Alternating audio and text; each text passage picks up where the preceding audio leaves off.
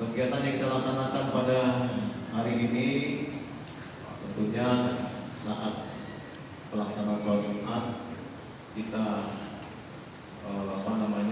lanjutkan dengan kegiatan Jumat Curhat.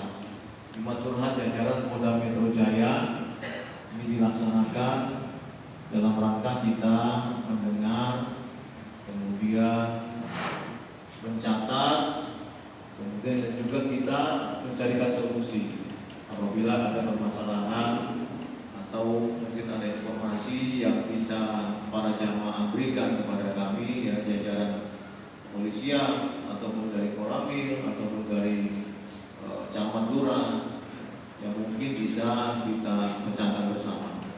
Dan tentunya kesempatan akan kepada kami.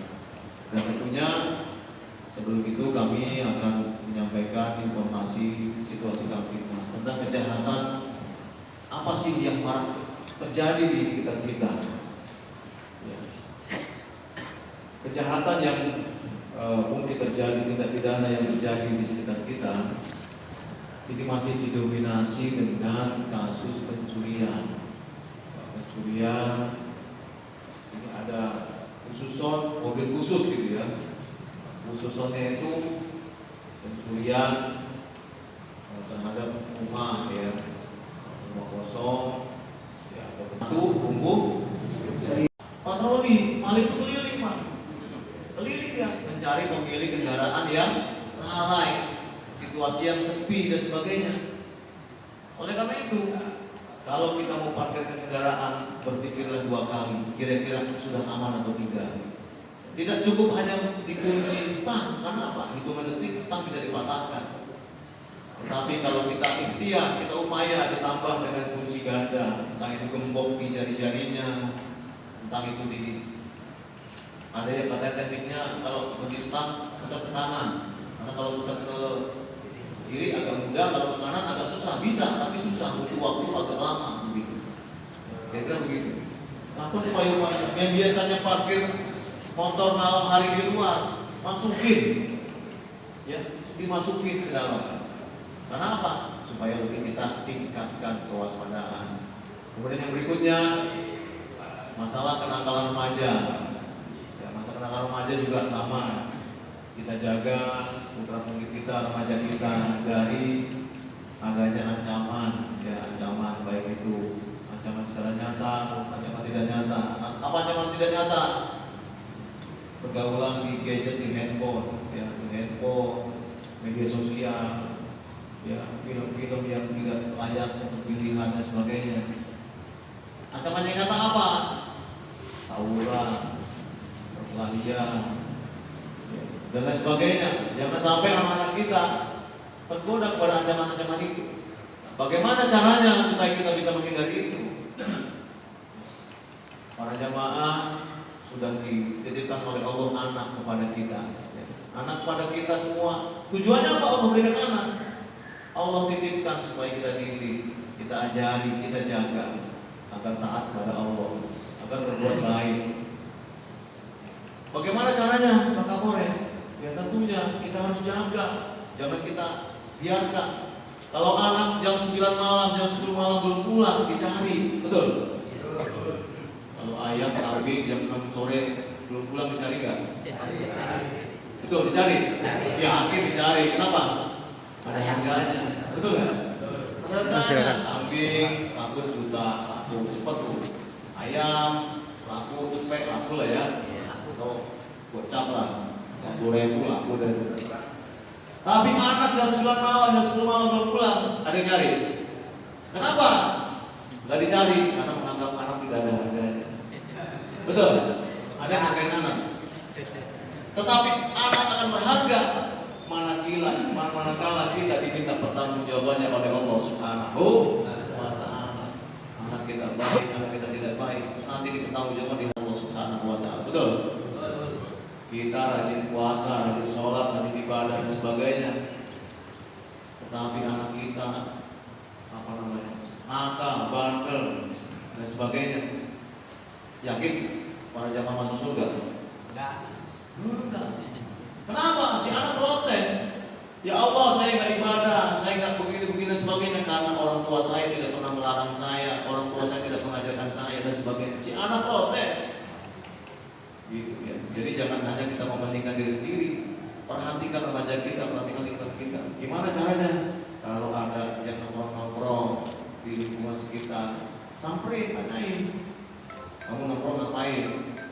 Kalau nggak ada manfaatnya, bubar, pulang ke rumah masing-masing. Cek anaknya masing-masing, di mana posisinya. Nah, kamu di mana? Sedang apa kamu? Pulang kamu. Begitu.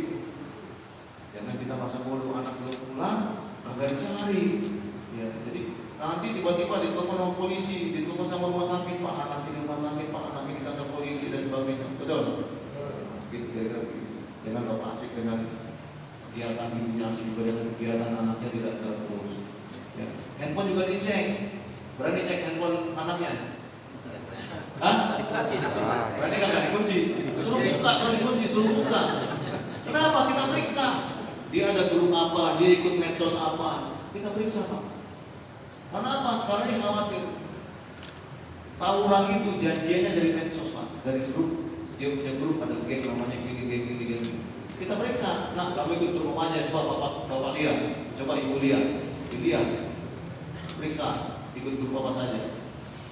Kemudian memori foto, video diperiksa. Ada nggak video-video yang nggak benar? Ada nggak video-video tawuran dan sebagainya? Itu mah kewajiban sebagai seorang ayah, sebagai seorang ibu. Ada nggak yang sudah melakukan kayak gitu? Ada? Yakin nggak ada? Atau jarang? Jarang ya? Lebih mempercayakan ke gurunya, lebih mempercayakan ke sekolahnya. Tapi kita selaku orang tua lalai untuk mengecek handphone anak kita. Setelah pulang dari sini, segera cek handphone anaknya masing-masing. Berani ya? Harus berani, Pak. Karena apa? Anak itu masa depan kita, harus kita. Jangan sampai tergoda oleh hal yang tidak baik. Pak Kapolres, saya takut, Pak, kalau saya cek handphone anak saya balik ngecek handphone saya, Pak.